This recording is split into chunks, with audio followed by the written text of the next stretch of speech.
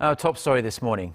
Korea and Japan held a 10th round of talks in Seoul on Wednesday, seeking to resolve the issue of Tokyo's wartime sexual enslavement of Korean women. The talks follow a recent agreement by the leaders of both countries to resolve the issue as quickly as possible. Song Ji-son reports.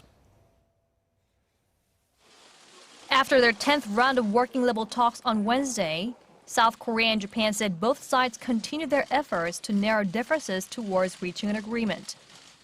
These are the first talks since the summit earlier this month between President Park Geun and Japan's Prime Minister Shinzo Abe, when the two leaders agreed to expedite negotiations for a faster resolution.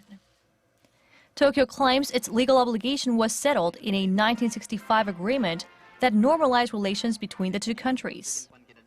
Seoul rebuts this by arguing the so-called comfort woman issue was not included in that treaty.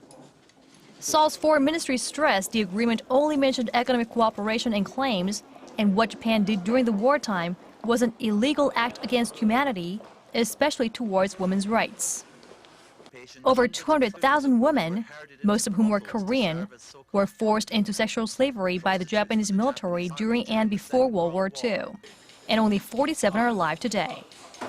The victims demand Tokyo issues a formal apology and offers compensation, whereas Tokyo tries to evade legal issues by trying to deal with the issue on humanitarian grounds.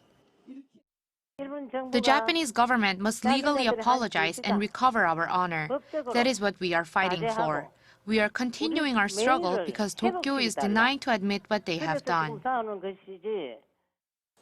On when the next talks could be held, the ministry only says at an early date possible by working through diplomatic channels. Song Ji-son, Arirang News.